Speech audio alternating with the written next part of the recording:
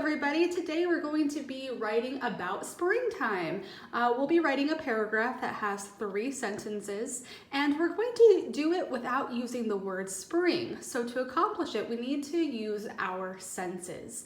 So I'm talking about the 5 senses: sight, smell, touch, sound, and taste. Now, when it comes to weather, we're not going to use taste very much unless, let's say you were having a picnic and there are lots of springtimey foods that you like to eat when you're outside in that picnic. So that can definitely be included, especially since there are fruits and vegetables that come into like oranges and lemons and those kind of things that come into season during those times. So you can use taste for that, but for something very basic, we're going to start out with this.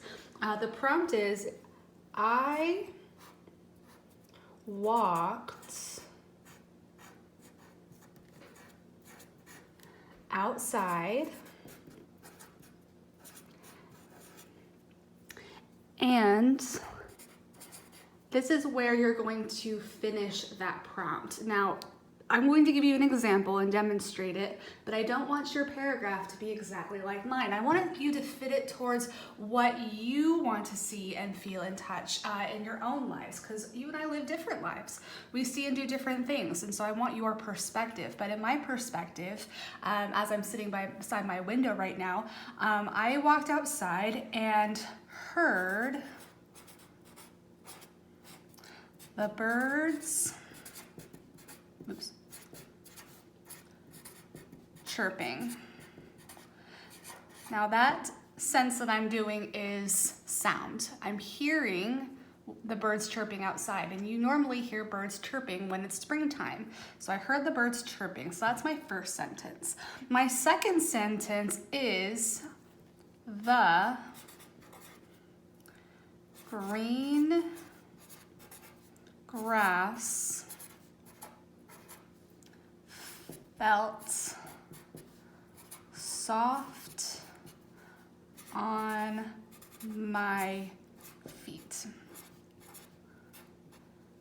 So that is another sense I'm using. I'm using the sense of touch, where I'm talking about how soft the grass felt on my feet. Also, I'm describing another sense of sight. I'm describing the color of the grass. Colors are very important when it comes to seasons, because when you see things, especially in wintertime, you see a lot of white because of snow, or you see a lot of brown because you're seeing the brown trees. Springtime has a lot of green. Green can still be present in summertime, but the green grass felt soft on my feet would be a good description. A better description is going to be this one for my last sentence. I'm going to write, I picked a small, I'm using another descriptive word, daisy. Daisies are definitely a springtime flower. And its petals tickled my nose. So I'm not using the word smell per se.